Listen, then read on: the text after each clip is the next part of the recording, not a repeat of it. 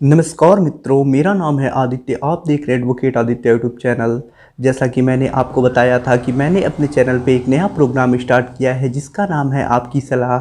और मैं अपने इस प्रोग्राम में उन लोगों के बारे में आपको बताने वाला हूं या फिर उनके तरीक़ों के बारे में आपको बताने वाला हूं जिन लोगों के ऊपर कोई झूठा मुकदमा कर दिया गया था और उन्होंने अपनी सूझबूझ और अपनी समझ से उस मुकदमे में जीत हासिल की और अपने आप को उस झूठे मुकदमों से बचा सके। अगर आपके पास भी कोई ऐसा तरीका या फिर कोई ऐसा सुझाव है जिसकी वजह से झूठे मुकदमों से बचा जा सके या फिर झूठे मुकदमों में मदद मिल सके, तो आप उन तरीकों को लिख के हमें व्हाट्सएप पे भेजिए। हमारा नंबर व्हाट्सएप का जो है वो आपको स्क्रीन पे दिखाई दे रहा होगा। आपको सिर्फ उसी नंबर पे भेज देना है और उन तरीकों को या फिर उन स्टोरी को जिसमें झूठे मुकदमों से बचा जा सका है उसे हम अन्य लोगों के साथ भी शेयर करेंगे ताकि अन्य लोगों को भी इससे मदद मिल सके। आज की जो ये हमारी स्टोरी है वो एक हस्बैंड की स्टोरी है और हस्बैंड ने ही हमें लिख के भेजा है। इस स्टोरी में कुछ ऐसी बात है कि जो वाइफ होती है वो शादी के 20 दिनों के भीतर ही गर्भवती हो जाती है और उसके बाद जब पति जांच कराने जाता है तो वो ऐसा पाता है कि जो पत्नी है वो 40 दिनों का गर्भ धारण की है, यानी 40 दिन पहले से ही वो गर्भवती हो चुकी थी और जो बच्चा था वो उस पति का नहीं था। तो ऐसे में पति अपनी पत्नी से और अपने ससुर से सवाल जवाब करता है। उसके बाद पत्नी मायके चली जाती है और वहाँ पे जाके पति के ऊपर 498 ए और 125 सीआरपीसी मेंटेनेंस के लिए केस लगा देती है। तो यहाँ पे ये हो रहा है कि पत्नी में खुद गलती है, इसके बावजूद भी पत्नी पति को फंसा देती है। उसके बाद पति लीगल एडवाइस लोगों से लेता है, तो कुछ लोग उसे सेक्शन 9 करने की सलाह देते हैं, कुछ लोग उसे डाइवोर्स केस करने की सलाह देते हैं, लेकिन पति ये सब कुछ नहीं करता है बल्कि कुछ नया तरीका निकालता है और इस तरीके से पति को सफलता भी मिलती है। शादी को भी पति समाप्त करा देता है, जो झूठे केस हुए हैं उन्हें भी समाप्त करा देता है और उसे मेंटेनेंस भी नहीं देना पड़ता है, मेंटेनेंस केस को भी खारिज करा देता है। तो पति अपनी सूझबूझ और समझ से यहाँ पे सफलता प्राप्त करता है। और वीडियो बनाने से पहले मैं आपको एक चीज़ समझाता हूँ कि इसमें जो हस्बैंड ने काम किया है वो लीगल है या फिर इनलीगल है। तो इस वीडियो में जो चीज़ें मैं आपको बता रहा हूँ वो बिल्कुल सही चीज़ें हैं और लीगल तरीका है। यदि आपके साथ भी ऐसा कुछ होता है तो आप इस तरीके को अपना सकते हैं और अपने केस में भी इसका यूज कर सकते हैं, आपको भी सफलता मिल सकती है इस तरीके से। तो ये किसी प्रकार का कोई इनलीगल काम हस्बैंड ने यहाँ पे नहीं किया है बल्कि लीगल काम किया है और लीगल तरीके से सफलता प्राप्त किया है। चलिए अब पूरी स्टोरी समझते हैं और जानते हैं कि हस्बैंड को किस प्रकार से सफलता प्राप्त हुई। मेरा नाम अरुण है और मैं बिहार का रहने वाला हूँ। मेरी शादी के 20 दिनों के बाद ही मुझे पता चला कि मेरी पत्नी गर्भवती हो गई है और जब मैंने जांच कराया तो मुझे पता चला कि मेरी पत्नी को गर्भ धारण किए हुए 40 दिन हो गया है। ये बच्चा मेरा नहीं था। फिर मैंने इस बात को लेके अपनी पत्नी से भी बात की और अपने ससुर से भी बात की, तो वो दोनों लोग मुझसे लड़ाई झगड़ा करने लगे और उसके बाद मेरी पत्नी मुझसे गुस्सा के मायके चली गई और वहाँ पे जाके वह मेरे ऊपर और मेरे मम्मी पापा के ऊपर और मेरे भाई के ऊपर 498 ए का कंप्लेंट केस दर्ज करा दी और 125 सीआरपीसी का केस मेंटेनेंस के लिए मेरे ऊपर दर्ज करा दी। जब मुझे इन केसों के बारे में पता चला तो मैं एकदम से परेशान हो गया क्योंकि सारी गलती मेरी पत्नी की थी। फिर मैं काफ़ी ज़्यादा परेशान हुआ और कई लोगों से लीगल एडवाइस भी लिया। कुछ लोग कहते थे कि मैं सेक्शन 9 कर दूं, कुछ लोग कहते थे कि मैं डाइवोर्स केस कर दूं और कुछ लोग कहते थे कि कोर्ट जो होता है वो पत्नी की ही सुनता है, तुम्हारा कुछ नहीं सुना जाएगा। अगर मैं अपना भला चाहता हूँ तो पत्नी को पैसा दे के मैं म्यूचुअल कंसेंट डाइवोर्स दे लूँ या फिर मेरी पत्नी जैसी भी है उसे अपने साथ रखूं। लेकिन मुझे अपनी पत्नी को बिल्कुल भी अपने साथ नहीं रखना था और जब गलती मेरी नहीं थी तो मुझे एक भी पैसा नहीं देना था। मेरी पत्नी की यहाँ पे गलती भी थी और उसी वाली हो भी रही थी। फिर मैं खुद हिंदू मैरिज एक्ट और अन्य लॉ की कुछ किताबें लेके आया और स्टडी स्टार्ट किया। मुझे लगा कि इन किताबों को पढ़ के शायद मुझे कुछ मिल जाए। फिर मैंने हिंदू मैरिज एक्ट सेक्शन 12 के बारे में पढ़ा जिसमें शून्यकर्णी विवाह कब होता है उसके बारे में बताया गया था, जिसमें एक प्रोविज़न बताया गया था कि यदि पत्नी विवाह के समय पति के अलावा किसी अन्य से गर्भवती है तो इस आधार पर विवाह को शून्य कर देगा कोर्ट, यानी कोई मान्यता नहीं रह जाएगी फिर विवाह की। और मुझे यह तरीका ही सही लगा और मैंने फिर एक कोर्ट में एडवोकेट किया और सेक्शन 12 का एप्लीकेशन कोर्ट में लगवाया।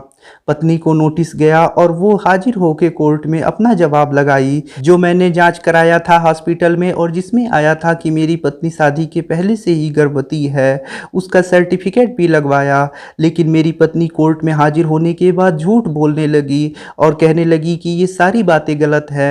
फिर मैं कोर्ट में एप्लीकेशन दिया कि कोर्ट खुद जांच करा ले। उसके बाद कोर्ट ने आदेश दिया कि जांच कराया जाए और जांच में यही आया कि मेरी पत्नी विवाह के 40 दिन पहले से ही गर्भवती थी।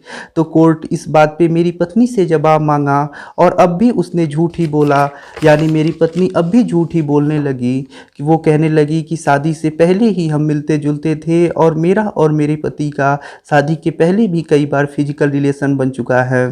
फिर पत्नी के इस झूठ को साबित करने के लिए मैंने कोर्ट में एक डीएनए टेस्ट कराने के लिए एप्लीकेशन दिया और डीएनए टेस्ट से ये साफ हो गया कि वह बच्चा मेरा नहीं है।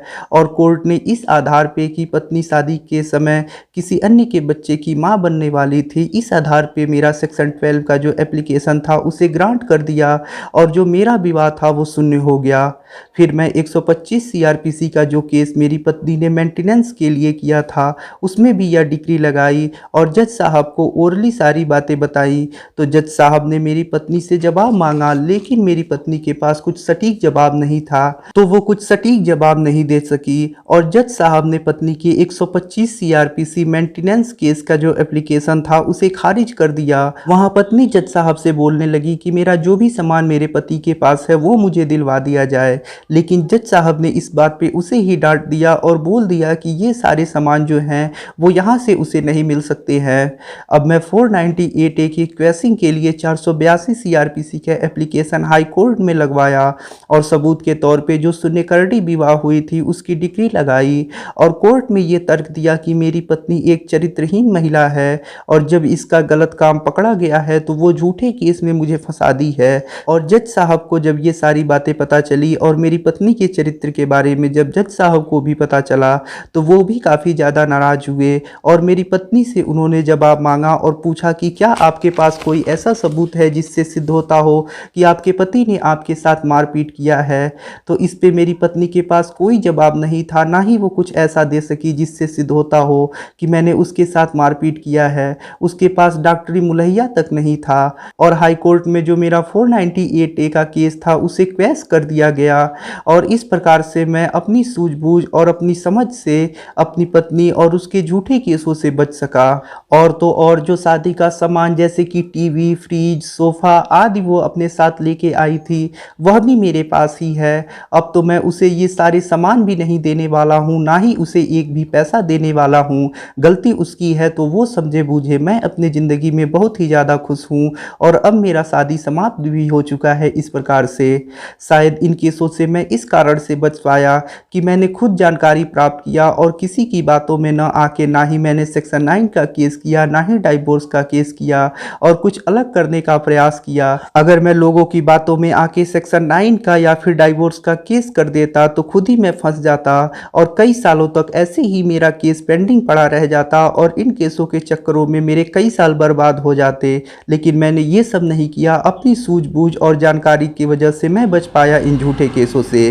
इस मामले में जो हस्बैंड था उसके ऊपर झूठा केस हो जाने के बाद वो और लोगों की बातें नहीं सुना, उसने खुद स्टडी किया और उसके बाद पता लगाया कि उसे क्या करना चाहिए और जो कदम उसे सही लगा उसने वही किया और इसमें उसे सफलता भी मिली। ये जो कदम उसने उठाया और जिस प्रकार से पति को सफलता मिली वो एक लीगली कदम है, यानी ये सही तरीका है, वैलिड तरीका है। अगर आपके साथ भी ऐसा कुछ होता है और आपका भी मामला ऐसा है तो आपको भी यही कदम उठाना है और इसी प्रकार से आप भी इन झूठे केसों से बच सकते हैं। यहाँ पे मैं भी आपको एक सलाह देना चाहता हूँ कि अगर आपके ऊपर कोई झूठा केस हो जा रहा है उसके बाद सिर्फ आप दूसरों के ऊपर ही निर्भर मत रहिए, खुद स्टडी कीजिए और खुद पता लगाइए कि आपको क्या करना है, क्या करना आपके लिए उचित रहेगा। यदि आप सिर्फ दूसरों के भरोसे ही बैठे रहते हैं और अपने वकील के ऊपर ही निर्भर रहते हैं तो ऐसे में आपके मुकदमे कई साल लग जाएंगे और कई सालों तक आपको मुकदमा लड़ना पड़ेगा।